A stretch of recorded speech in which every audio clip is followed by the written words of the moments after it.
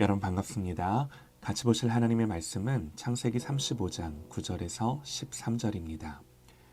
야곱이 밧단 아람에서 돌아오매 하나님이 다시 야곱에게 나타나사 그에게 복을 주시고 하나님이 그에게 이르시되 내 이름이 야곱이지만은 내 이름을 다시는 야곱이라 부르지 않겠고 이스라엘이 내 이름이 되리라 하시고 그가 그의 이름을 이스라엘이라 부르시고 하나님이 그에게 이르시되 나는 전능한 하나님이라 생육하고 번성하라 한 백성과 백성들의 총회가 내게서 나오고 왕들이 내 허리에서 나오리라. 내가 아브라함과 이삭에게 준 땅을 내게 주고 내가 내 후손에게도 그 땅을 주리라 하시고 하나님이 그와 말씀하시던 곳에서 그를 떠나 올라가시는지라. 아멘. 전능하신 하나님이라는 제목으로 하나님의 말씀 듣겠습니다. 지금까지 야곱의 삶은 야곱이라는 한 인간을 향한 하나님의 열심이 얼마나 구체적이고 원대하고 지속적인가를 보여주는 사건들이었습니다. 여기까지 야곱이 올 수 있었던 건요, 야곱의 연약함에도 불구하고 야곱을 향한 신실하신 하나님의 사랑과 계획, 야곱이 태중에 있을 때 말씀하셨고 또 베델에서 형을 피해 도망할 때 말씀하신 그 계획을 하나님이 바꾸지 않으시고 실행해 오신 결과인 것입니다. 하나님은 당신의 택한 백성들을 향해 이렇게 역사하시는 줄 믿습니다. 우리의 넘어짐과 실수로 인해 하나님 계획을 수정하시고 바꾸시고 뒤엎으시는 것이 아니라 연약함 중에도 은혜를 주셔서 마침내 우리를 하나님이 원하시는 그 자리까지 가게 하시는 거죠. 여기서 하나님이 원하시는 그 자리는 무엇입니까? 하나님이 원하시는 자리가 무엇입니까? 여기서 그 자리라는 건요, 우리가 생각하는 어떤 성취나 영광이 아닙니다. 그 정도가 아니에요. 오직 하나님을 경외하며 하나님을 더 알고 사랑하는 자리입니다. 그 자리에서 하나님을 더 친밀히 누리고 하나님을 아는 그런 영광의 자리인 거예요. 그러므로 우리의 인생에 있어서 가장 중요한 건요, 이런 하나님의 은혜를 알고 더 사랑하는 것입니다. 하나님을 일평생 더욱더 알아가는 거예요. 하나님은요, 하나님 자신을 알리시는 이 과정으로서의 인생을 우리로 살게 하십니다. 우리가 느끼기에는 홀로 힘들고 외로운 현실 속에 있는 것 같다 하더라도 하나님은 바로 그 중심에서 일하시면서 우리를 하나님과의 더 깊은 사랑의 관계로 이끌어 가시는 거죠. 우리는 내가 어떤 상황과 형편에 처해 있더라도 나에게 그런 하나님의 사랑을 알게 하고자 하는 이 하나님의 열심을 잊어서는 안 되는 거죠. 여러분, 하나님의 사랑을 안다는 것이 우리에게 얼마나 중요한가요?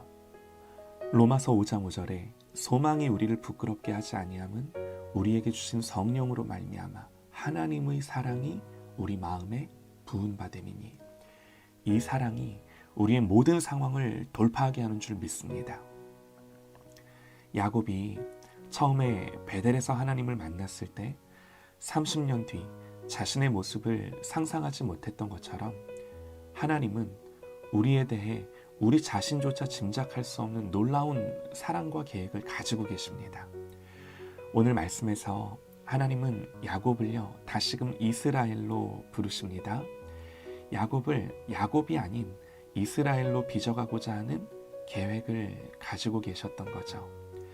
베델로 돌아온 야곱이 단을 쌓자 하나님 야곱에게 나타나셔서 야곱의 상태를 상기시키시며 내 이름이 여전히 야곱이지만은 내 이름을 다시는 야곱이라 부르지 않겠고 이스라엘이 내 이름이 되리라 말씀하십니다. 여러분, 이스라엘의 뜻이 뭔가요? 그 이름의 뜻이 뭔가요? 하나님과 사람과 겨루어 이긴 자입니다. 하나님, 야곱의 손을 들어주세요. 언제요? 야곱이 하나님 앞에 엎드렸을 때. 야곱은 하나님 없이는 살 수 없는 사람입니다. 하나님을 의지하지 않고는요, 그 누구도 이길 수 없는 사람입니다. 이스라엘이라는 존재 가치는 오직 하나님을 의지하며 그와 온전한 관계를 가지고 있을 때 그 진가가 드러나는 거죠.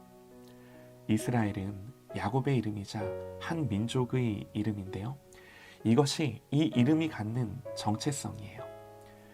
그러나 야곱은 이스라엘 다움을 상실하고 살고 있었습니다. 여러분, 우리가 그래요. 야곱이 10년 전 브니엘에서 이스라엘이라는 이름을 얻고도 잊었던 것처럼 여러분, 우리도 종종 하나님의 백성 다움을 잊습니다. 세상에 속한 자가 아니라 그리스도께 속한 자라는 정체성을 잊고 사는 거죠. 그러나 하나님은요, 오늘 다시금 야곱이 누구인지 이스라엘로서의 정체성을 일깨우십니다. 하나님은 영적인黑暗 가운데 있는 야곱을 방치해두지 않으시고 다시금 내 자신이 누구인지 알아라 말씀을 하시는 거예요. 여러분, 우리도요, 그리스도의 보혈로 구속받은 자로서 특별한 신분과 정체성이 있습니다. 우리는 반드시 이것을 기억하고 이 부르심에 합당하게 우리의 삶을 사는 거죠. 더 중요한 것은 하나님이 우리를 이 이름에 걸맞는 모습으로, 내가 그렇지 못하더라도 하나님이 우리를 그 이름에 합당한 모습으로 인도하시고 역사하시고 이끄신다라는 사실을 기억하시기 바랍니다.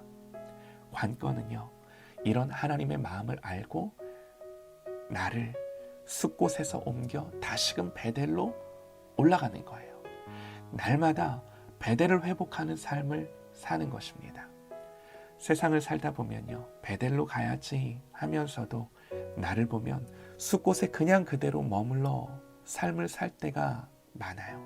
그래서 날마다 주님의 마음이 부어지는 은혜의 자리를 사모하고 말씀이 들려지는 자리에 나를 두어서 하나님의 의중과 뜻이 무엇인지를 깨닫고 나를 맞춰가는 거죠.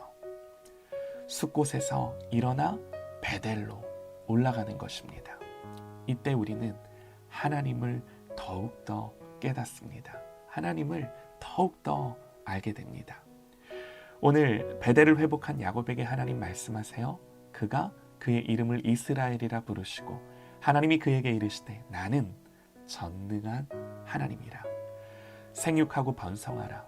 한 백성과 백성들의 총회가 내게서 나오고 왕들이 내 허리에서 나오리라. 여러분, 하나만 기억을 하십시다. 나는 전능한 하나님이라. 전능한 하나님을 아는 야곱의 마음이 어땠을까요?